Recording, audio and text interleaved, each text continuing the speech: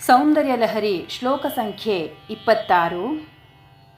ವಿರಿಂಚಿಃ ಪಂಚತ್ವಂ ವ್ರಜತಿ ಹರಿರಾಪ್ನೋತಿ ವಿರತಿಂ ವಿನಾಶಂ ಕೀನಾಶೋ ಭಜತಿ ಧನದೋ ಯಾತಿ ನಿಧನಂ ವಿತಂದ್ರೀ ಮಾಹೇಂದ್ರೀ ವಿತತಿರಪಿ ಸಮ್ಮಿಲಿತದೃಶಾ ಮಹಾಸಂಹಾರೇಸ್ಮಿನ್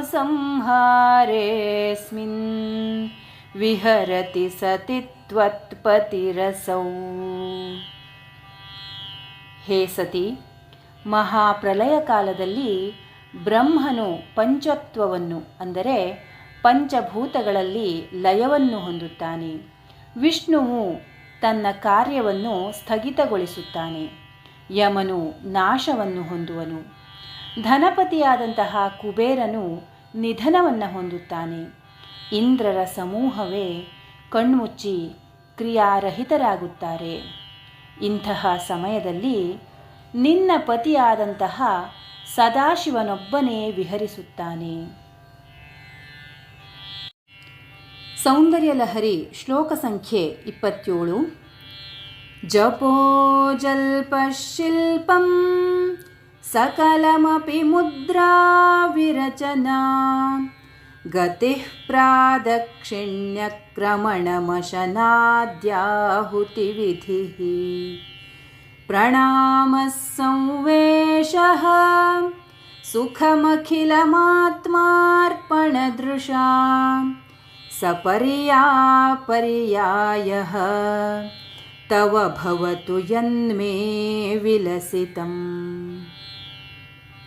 ಹೇ ಭಗವತಿ, ಆತ್ಮಾರ್ಪಣ ಬುದ್ಧಿಯಿಂದ ನನ್ನ ಮಾತೆಲ್ಲ ಮಂತ್ರ ಜಪವಾಗಲಿ, ನನ್ನ ಕೈಗೆಲಸವೆಲ್ಲ ಮುದ್ರೆಗಳಾಗಲಿ, ನನ್ನ ಸಂಚಾರವೆಲ್ಲ ನಿನ್ನ ಪ್ರದಕ್ಷಿಣೆಯಾಗಲಿ, ನಾನು ಭಕ್ಷಿಸುವುದೆಲ್ಲ ನಿನಗೆ ಆಹುತಿಯಾಗಲಿ, ನಾನು ಮಲಗಿಕೊಂಡು ಹೊರಳಾಡುವುದು ನಿನಗೆ ಸಾಷ್ಟಾಂಗ ಪ್ರಣಾಮವಾಗಲಿ, ನನಗೆ ಶಬ್ದ ಸ್ಪರ್ಶಾದಿ ವಿಷಯಗಳ ಮೂಲಕ ಉಂಟಾಗಿರುವ ಸುಖವೆಲ್ಲ ನಿನ್ನ ಷೋಡಶೋಪಚಾರ ಪೂಜೆಯಾಗಲಿ. ಸೌಂದರ್ಯಲಹರಿ ಶ್ಲೋಕ ಸಂಖ್ಯೆ 28. ಸುಧಾಮಪ್ಯಾಸ್ವಾದ್ಯ ಪ್ರತಿಭಯಜರಾ ಮೃತ್ಯುಹರಿಣೀಂ ವಿಪದ್ಯಂತೆ ವಿಶ್ವೇ ವಿಧಿಶತಮಖಾದ್ಯಾದಿವಿಷದಃ ಕರಾಲಂ ಯತ್ಕ್ಷ್ವೇಲಂ ಕಬಲಿತವತಃ ಕಾಲಕಲನಾ ನ ಶಂಭೋಸ್ತನ್ಮೂಲಂ ತವ ಜನನಿತಾಟಂಕ ಮಹಿಮಾ. ಹೇ ಜನನಿ, ಬ್ರಹ್ಮ ಇಂದ್ರ ಮೊದಲಾದ ದೇವತೆಗಳೆಲ್ಲ ಭಯಂಕರವಾದಂತಹ ಜರಾಮರಣವನ್ನು ನಾಶ ಮಾಡುವಂತಹ ಅಮೃತವನ್ನು ಪಾನ ಮಾಡಿದ್ದರೂ ಮೃತ್ಯುವಿಗೆ ಈಡಾಗುತ್ತಾರೆ.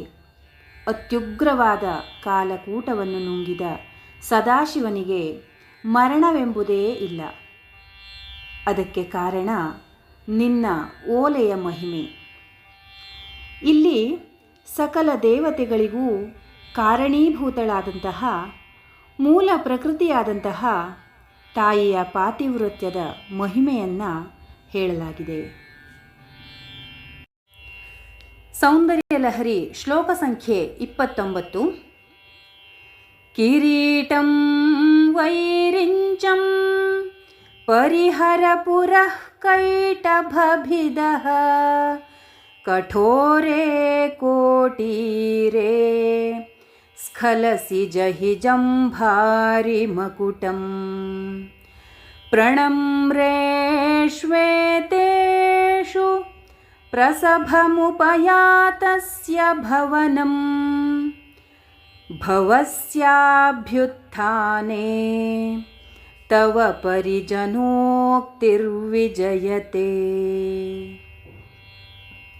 ಹೇ ಭಗವತಿ, ಬ್ರಹ್ಮ ವಿಷ್ಣು ಇಂದ್ರ ಇವರು ನಿನಗೆ ಸಾಷ್ಟಾಂಗ ಪ್ರಣಾಮ ಮಾಡುತ್ತಿರುವಲ್ಲಿ ನೀನು ಸದಾಶಿವನು ಬಂದನೆಂದು ತಿಳಿದು ಅವನನ್ನು ಸಂಭ್ರಮದಿಂದ ಎದುರುಗೊಳ್ಳಲು ಹೋಗುತ್ತಿರುವಾಗ ಮುಂದೆ ಬ್ರಹ್ಮನ ಕಿರೀಟವನ್ನು ದೂರ ಮಾಡು, ವಿಷ್ಣುವಿನ ಕಠೋರವಾದ ಕಿರೀಟವನ್ನು ಎಡವಿ ಬಿದ್ದೀಯೇ ಎಂದು ಇಂದ್ರನ ಕಿರೀಟವನ್ನು ದಾಟಿ ಹೋಗು ಎಂಬ ನಿನ್ನ ಪರಿಜನರ ಮಾತು ಸರ್ವೋತ್ಕೃಷ್ಟವಾಗಿದೆ. ಸೌಂದರ್ಯ ಲಹರಿ ಶ್ಲೋಕ ಸಂಖ್ಯೆ 30. ಸ್ವದೇಹೋದ್ಭೂತಾಭಿಃ ಘೃಣಿಭಿರಣಿಮಾದ್ಯಾಭಿರಭಿತೋ ನಿಷೇವ್ಯೇ ನಿತ್ಯೇ ತ್ವಾಂ ಅಹಮಿತಿ ಸದಾ ಭಾವಯತಿ ಯಃ ಕಿಮಾಶ್ಚರ್ಯಂ ತಸ್ಯ ತ್ರಿನಯನ ಸಮೃದ್ಧಿಂ ತೃಣಯತೋ ಮಹಾಸಂವರ್ತಾಗ್ನಿಃ ವಿರಚಯತಿ ನೀರಾಜನ ವಿಧಿಂ.